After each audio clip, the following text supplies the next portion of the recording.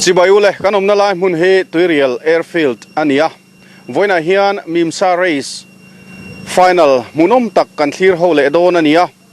he kan hnunga hian gate lian puya oma Mizoram State Sports Council Ruby Jubilee commemorative ti ain tar kwawa ti chuan Hemi den chen hian MiMSA hian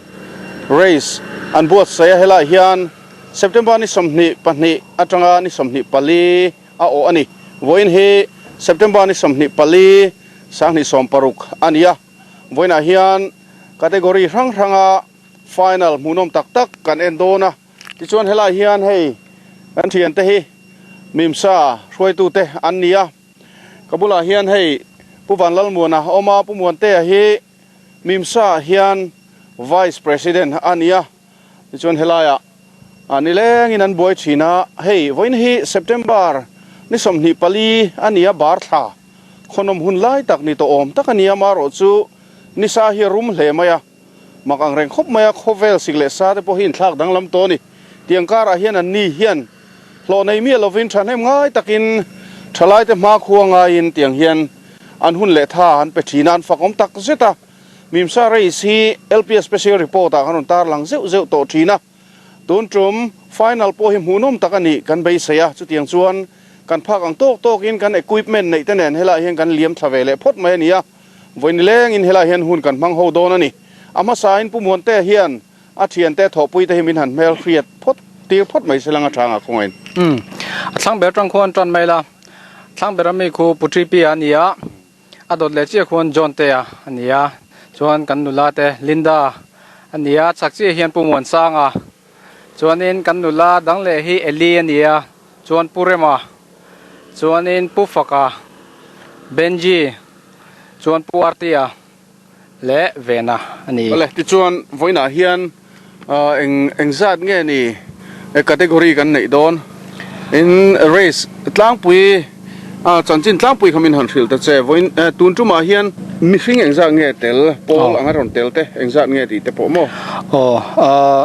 two wheeler bi ka hian in novice le expert class kan neya novice a hian category thum oma expert a hian category panga kan neya tin four wheeler class kan nei boka four wheeler hi chu open kan tia category kan thengthang lem lawa entry hi apum puin za som pali vel two wheeler lama hian luta chuanin four wheeler lama hian in sompanga entry kan neya chu parukla hi Mizoram pona tangaron kalania kan lom khop maya nimin lama heat race kan tia khang ho kha kan tlan nual to voina hi chuan voina kan tlan tur tamzo khi chu bike bi ka hianin final devek ani to dona tin four wheeler hi tumdanga kan ti nang lo de lakin race 1 race 2 in kan then vea nimin lama khan four wheeler ho kha atlan tu zong an tlan vek to chuanin time kan la thlapa voina hianin race 2 an tlan le vekanga chumi an time bel khoma Hemi circuit an hel na time kan laksa race 1 le race 2 bel khoma atlem ber kha pakhatna ni mei don ta chon ain do danang zelin ti chonin kan race kal dan tlang pui chu ni ole ti chon hei motul ti te po oma sponsor te in mutraim enge ni kala kan soi tur omem sponsor State Sports Council hian sumle pa ya tran pui chewem sponsorship hi mu harang reng khop maya hei tun laia chonin thil chi sang ti antama abi takin kini chu TV ate live a chuak thei kan ni chelo na hianin min sponsor tu te tan po hianin abu hla de hlakan ib de lek thina maro chu hei motulin miron tran puya kan lom hle maya tin hei hela kan muang hianin Sports Council Ruby Jubilee commemorative ain tia chu kini hi Mizoram Sports Council noya in affiliate kan nia chu wangchonin Ruby Jubilee lom na den chanin tun race kan siam ania chu anni noya hianin in affiliate kan niangin kumtin sarkar atang hian tranpuina budget te po min pe ve ni Hemi big atana pek chu om ran lo ni mo kum khata budget kan nei ta chu race kan nei don hianin UC te siamin tikhanin poisa kan vadil chu ka min lo pe ve mai ani tak chu tin chu Mizoram State Sports Council Ruby Jubilee commemorative henge ni Ruby Jubilee lom na hi om kherlo po ni sen poisa don tur chu ngai reng don ti na ni chu tero ngai reng thawai ole chu tiang vel chun ni anni hian in poisa hi ti hian an thayang in an khon khom thina mi thanem ngai ten TV a lang lu tuk lem lo ma se thalai te ma khongai in le an ma ni ruai tu ta sim an tran lak na te hriat thiam puin ti hian in sponsorship te po hi han ti sak ve ram thina ni ole engpon ni sela hey race an tran chho mai dona a final chin avoina hen rod cover kan tum ani 161 to 250 expert stock class final kan ma saber dona zelal khoi puya ARC CBR 250 a khalama somdong lina BR racing RC 200 a khala then lauring heta ifang moto club CBR 250 lauring dika ARC Duke 200 lalom puya next com CBR 250 John Laldin puya mission Bengtang racing team ani hian Duke 200 a khala larwa sanga NXT CBR 250 akal ani hairpin tran antlan meka hairpin tran atangin sikain anlut thei meka sikain atangin main straight atlanin main gate anlut thei don chia khoi puan ma puaya alma mana to ta naw te patuna larin dikan laloma ale pelin pat pangana ai hlang kai ni laloman rin dika ale pel bele ta thung anung bera zon te atlana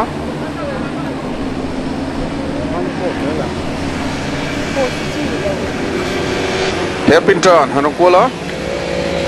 position alangai CBR 250 le RC 200 anin thurping meka pathumna CBR 250 CBR 250 hi Honda company ni in bike chak thatak mai ania a handling ti thaturin tire thlak vekania spoke po adang han khalsak ani RC 200 chu KTM company put so kare bethuma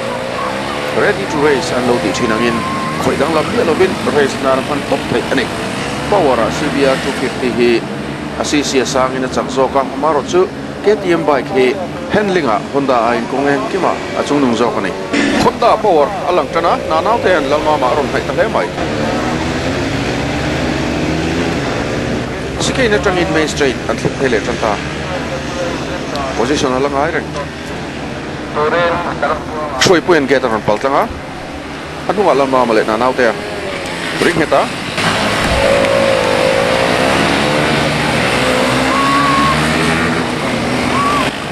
rin dikan lalo male pelin parukna aron tlata Shoy puyat lang fal tel tela hairpin tran position alang aya Shoy puya lawmawm nanau te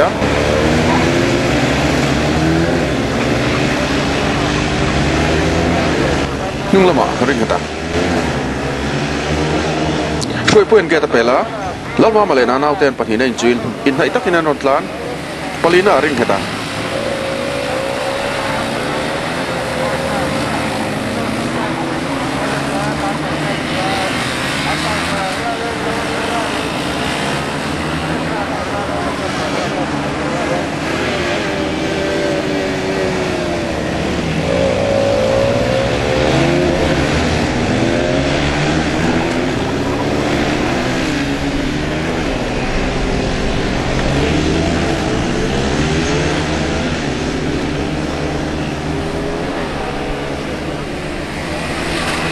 nanau te tluta ring heta na ron tlan pela nanau te security hoinan puya natlan chul zom thei talo fal takin shoi puin mala shoya lawmawm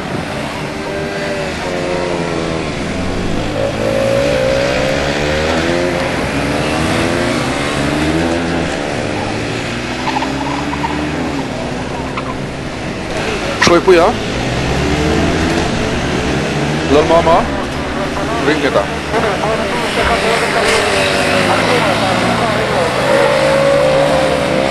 Lula falta karindika lalomale jonte te lawmawm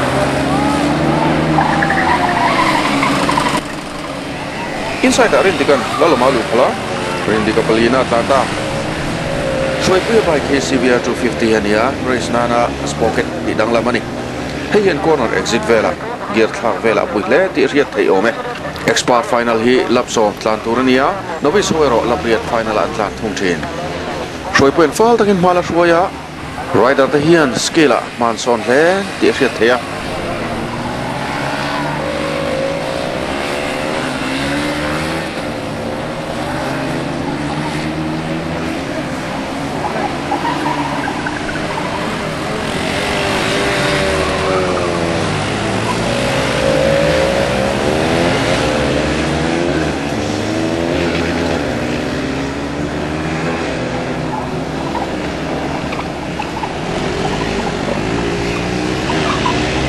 pakhat na hruai puya panila lalmama pathumna ring heta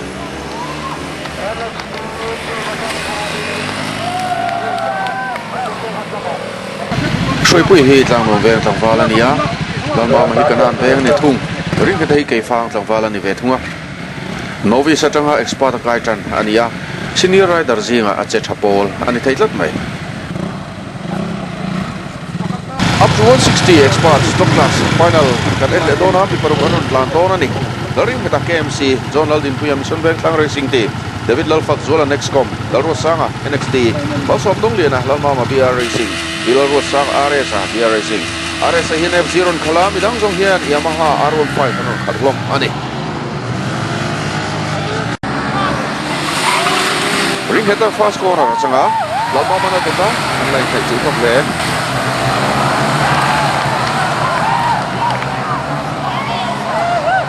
Nanaw den tire chilok mai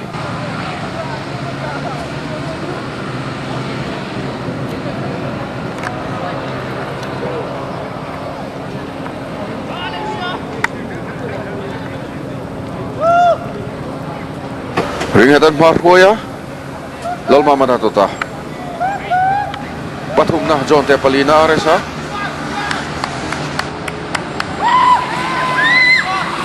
Utana ring heta Lalmama John te aresa nanaw te Davida ring heta hi up to 160 experts top class champion lainia alalukum hum hin thei dona tundin huna chona masabera latlan ria lapsom tlan tur ania R15 he bike chak thatak le handling nuam tok mai ania FG nen RS hian pali na din hun la hautlat mai seta gang khan RS chi hian FG khala midang jong hian Yamaha R15 an khal vekani power handling le brake R15 he FGI na chungdum vekani ama sabera ring heta latlan le ka Lalmama na dota John te RS nanaw te Davida ring heta false shot le mai Lalmama le John te anin hai nunglama RS nanaw te Davida te main straight and loot phele dota ring heta John te Lalmama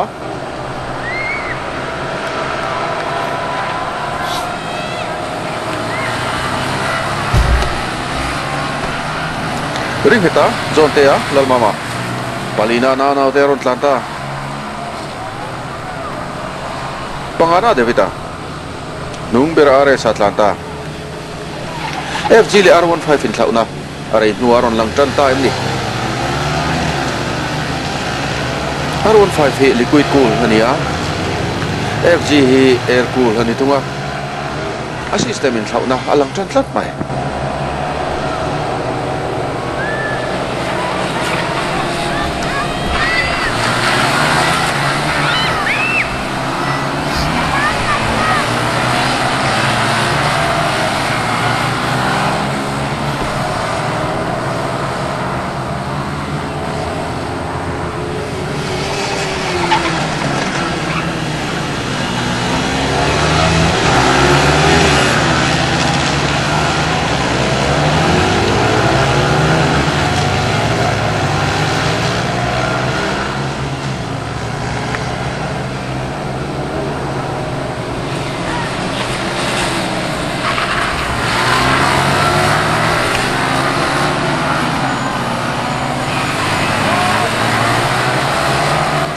David an nanaw te pelin Lalmama aron nai ta hemaya nung ber RS aron tlan ve zela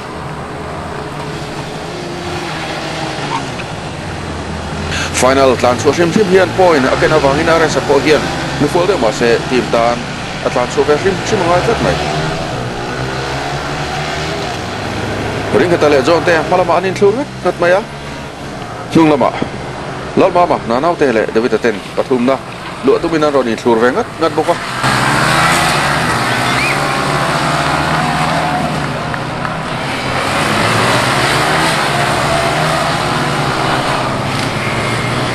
FG power thì full na halang chana RS nung lama false shot le mai ring hetan tire full sai se line dik mang khe ngin ron tlana zon te tan chance pe tum lo hle mai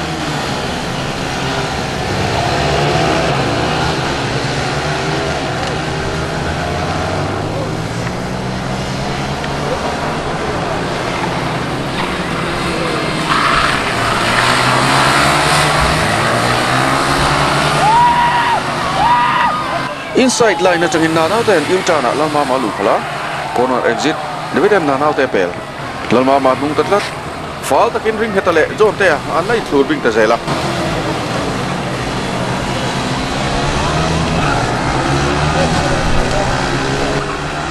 Davida na naw te lamah ma are sa nung ta kalarun tlan ve zel MiMSA race point pe kan hi MotoGP point pe kan zuzu yati ania pakhat na point som li panga pagi na in som li pathum na point som paruk palina point som pathum panga na som pakhat paruk na som chutiang zel chuan point pekhin ania rider an tam chuan point po point red point sari point ru tiang khana tla sato mai thina to thlengin point khat thlengin an pe thlato mai thin ni ring heta hian line kha thiam hle maya chak si dik siat la na thiama atung atla tan chan sawang hle mai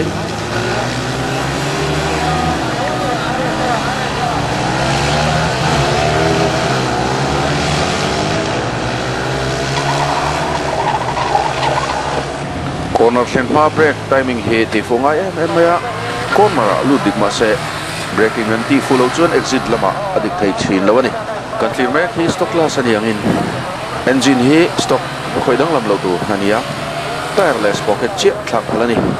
exhaust po hi stock man turania an tlan ma in check vek an thina dan lo pan tum manom chuan an disqualify mai chin ni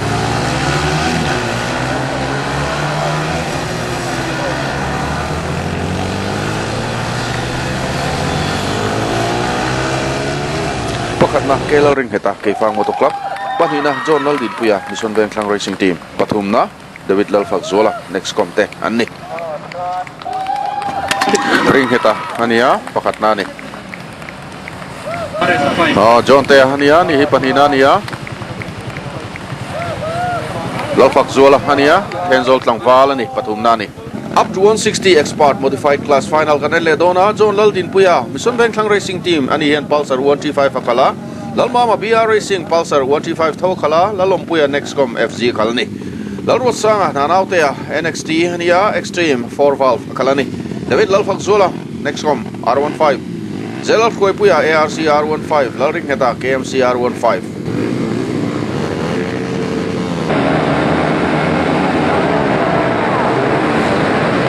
starting on nanaute CBG extreme 4 valve win pa hoya corner zone ten lukhal lawmawm le foi pui ten an pel pan tlat bok zone ten pala hoya lawmawm na dot adun bera lamawm sikein an tlana zone te lawmawm foi puya nanaute ring heta Davida lamawm na hunga dori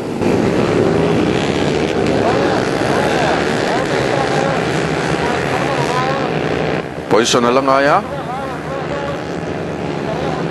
main gate an loop hidon lap khatna jonte laloma foi puya jonte kolsa laloma lu David atlu hlau mai akke mai ribalos ni na lang ring heta nol to take mai tu na lo hlawe Chenten Atlansan veka lakni na chawlania apoi hle mai team point tal tho chho baisin tlan le tum mek zonte hian mission van thlang mechanic zonte tho siam bai karon khala lamawm hian Pulsar 135 thoron khal boka laloma hian pekan du thala asiam Super FG ron khal boka ni he class a champion lai me bike ania kanaute hian CBG extreme hinglu khatla south in val pali mangtura modified chak em mai khal pu ni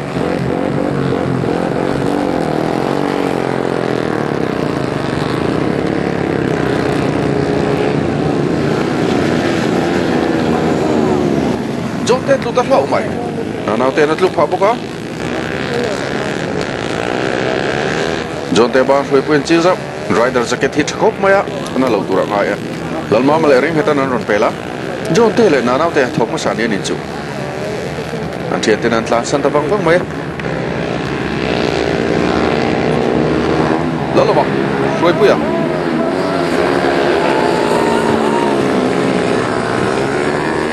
lo ma kol sa ma soi pu ya chan sa pe trep lo man soi pu ya tai sao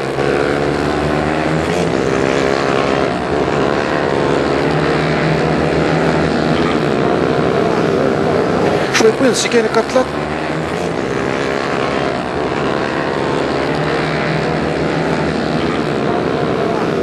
lo ma pela soi pu ya ma khoi phatri MiMSA rules are hian siken kata position gain ani chuan ani le penalty le ngai tur ania ani le penalty lo ani chuan a topa position khatin an step back ti thin ani soi pu lo ma lai le penalty lo wa ani na taka chun lo ma hi pakhat na tlan ani soi pu le lo ma malama line thur ngat ngata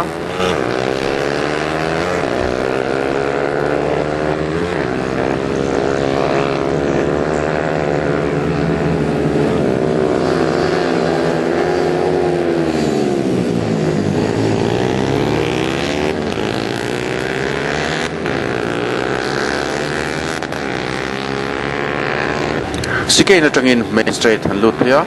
ring heta pathum na tlan me dalmama ron penalty na ni khoi pui hian lo ma lai penalty lo ta zela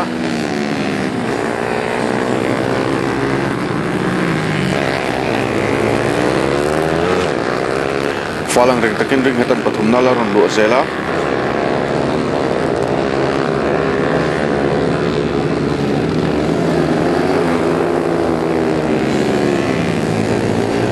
Aku hian around 5 fakala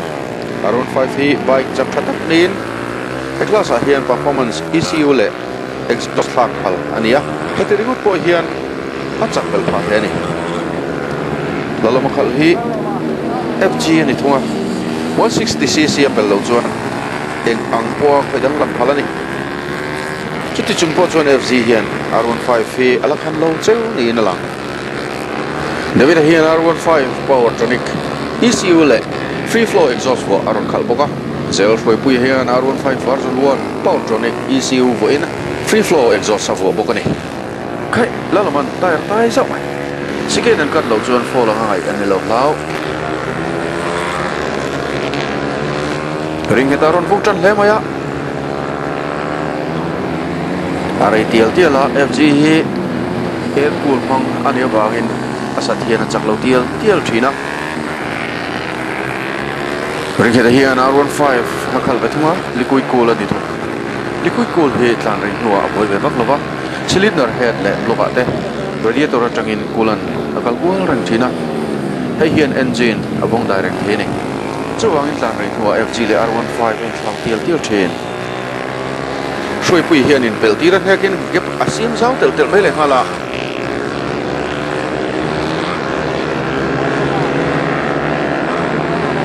lala mala hian ngai thatakin pakhat na ni thoi ngai atla be mia mai ni na langa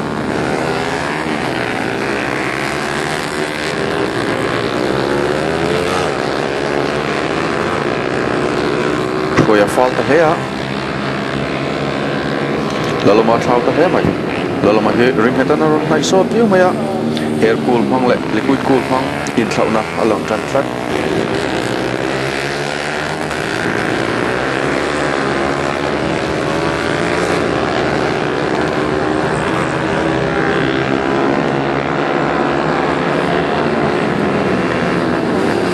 hetan laloma ngai chil le mai falta ga khoi puan mala khoi ma se patina tlana ngala ni thoba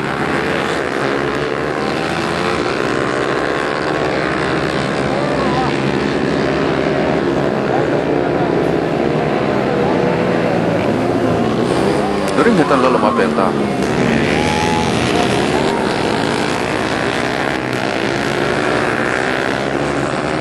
ring heta pakhat na tlana ngania last lapani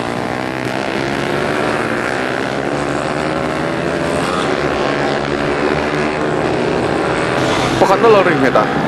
KMC ke fang motor club ni panina zelar koi pu ARC patumna lalom puya next komte anni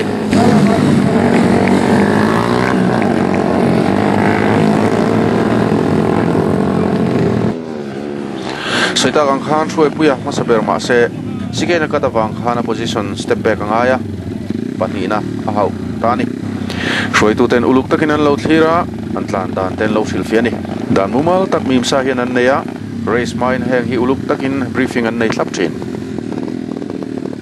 tuna chuan novice open final kan envele thungdona vanlal thamona BR racing Duke 200 khala vanlal ruata BR racing Duke 200 tho larin tlunga varte ARC CBR 250 khala andrew lalruat fela private ani he CBR 250 khala pisilal du saka ARC R15 khala lalfak zula BR racing ani hian Duke 390 khala ni kelanun sang MRT sonvek thang racing team R15 khal thunga laurin chana SM khan CBR 250 khal thunga ni atir jump start dok chu laurin chana fast corner changa danang chon position ni back to ran yang lawmawm la thei tur chon a thlen masak ber ngai don ni afagan rin chana le pela amma bera ta afaka rin chana dusaka dun sanga arefa rin tluanga ruata thamona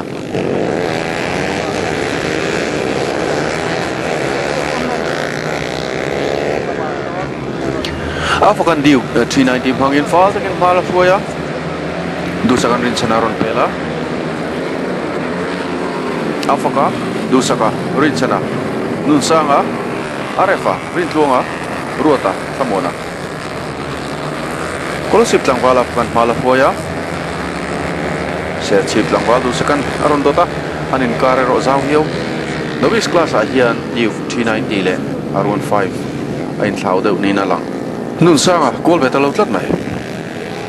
enge omzi har chatna nei ni o arefa patumna in hlang kaya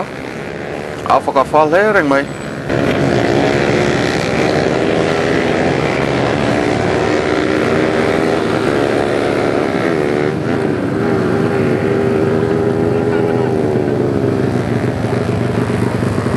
lamah thamona le ruata te non tlan ve me boka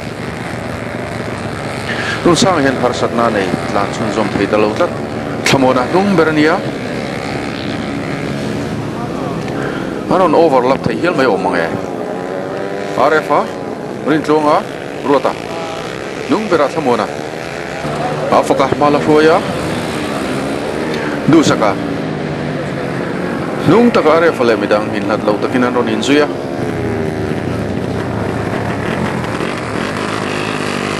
afaka la fal hezel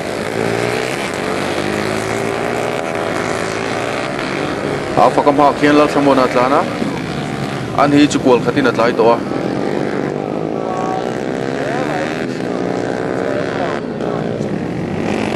thamona le ro tan ki boy trap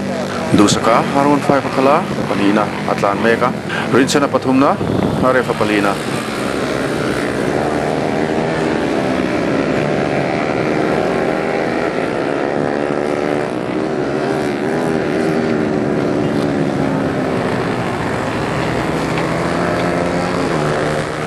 afaka falto le mai dusaka panina ron tlan ve zela ani thlau viu mai sunglam nataka rin chana arefa rin tlunga rotale thamona te ron tlan ve zel boka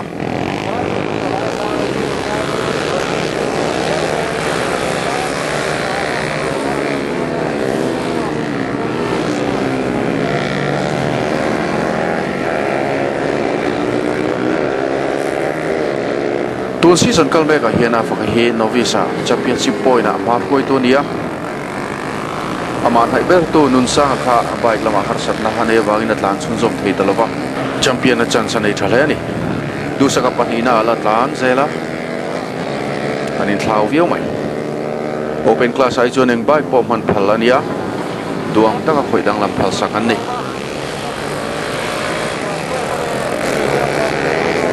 dusakan main gate aron paltlang chia ani ni kuna hen panina atlan meka rider tehi and skill athale to maya tuna hian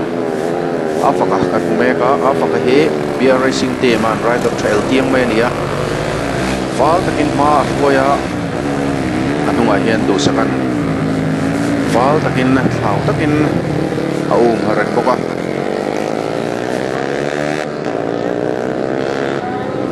afaka kan pule meka na hian last lap antlan meka ni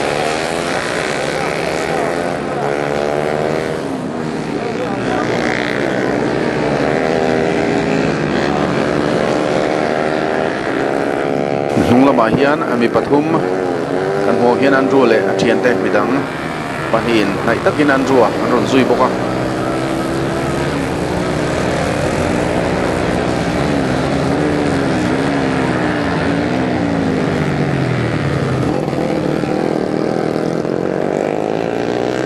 pakhan ala phak zola bia racing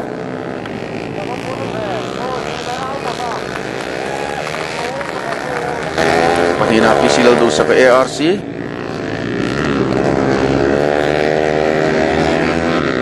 patung na Andrew lalwat fela arefa private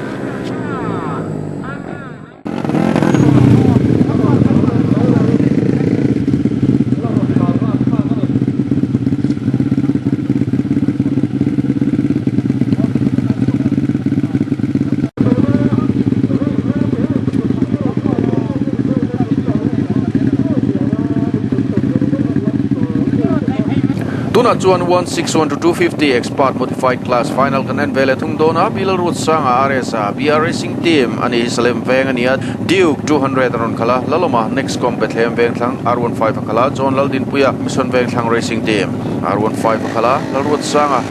nanaute NXT CBR 250 khala ani hi electric veng ani Zelal khoi puya ARC R15 langlom veng ania Masom dong liana lamah BR racing kana ania Duke 200 khalani laloma phakpoya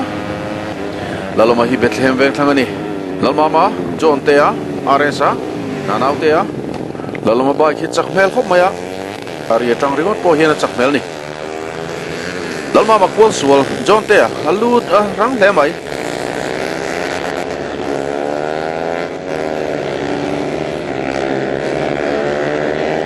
laloma John tea lalmama nanau tea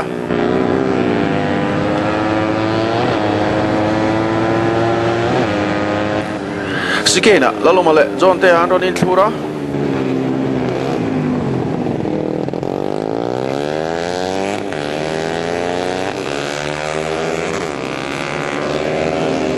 laloma le John tea ten man la khoya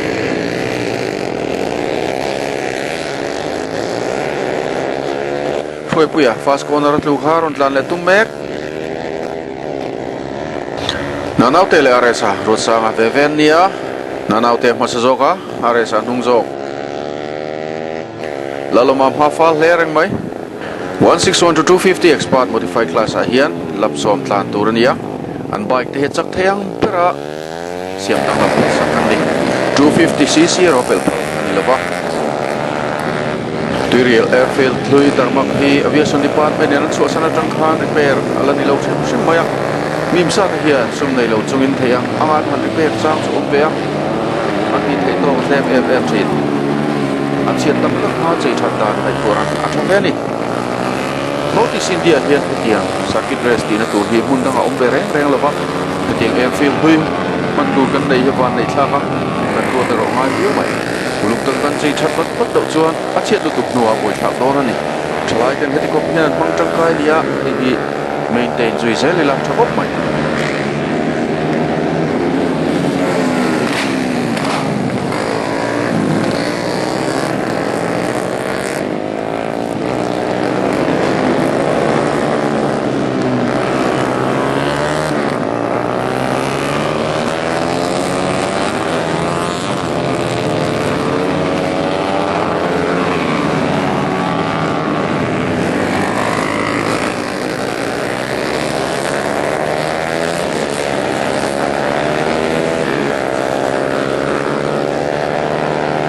lalmama hi bike lama har satna anei awangin atlan chak talo hle maya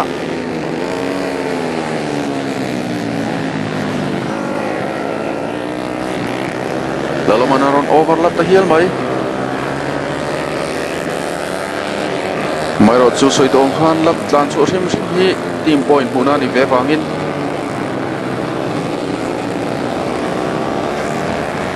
Lomandon in base hi wang po ni lovin tlan chu rim an tum china ni.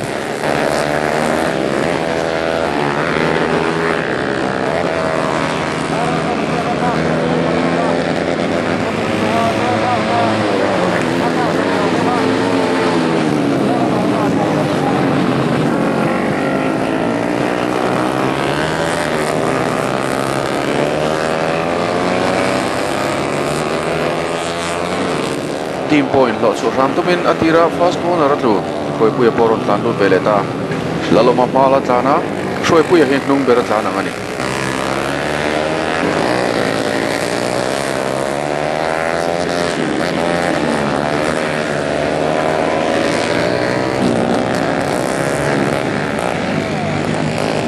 laloma na le pelea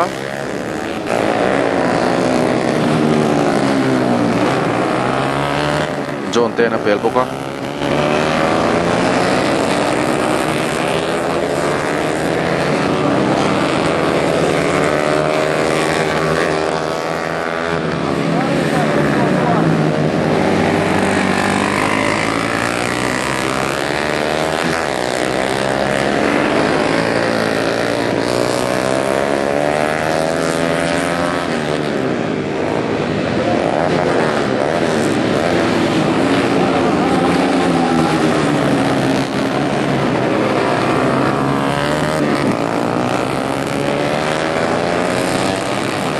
lalma ma shoi puina pel veleta lalma ma nung taperani lalma ma hian gear thak lei theilawa har sakna nei tlat mai a teammate are sapan gear lama har sakna nei boka tuntum race a hian an van doi dun deuh don am ni o bia racing hian hundanga chuan race han thunun fo thina lalma na race overlap veleta Soita ka khana res hian a gear lama boina haneya gear thak hei thilo tlat John ten ares a overlap veleta laloma John tea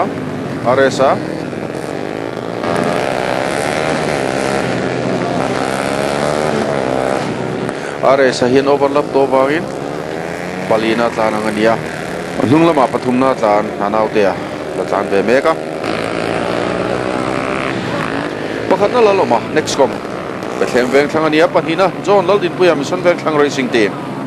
pathumna lal road sanga NXT electric veng te han ni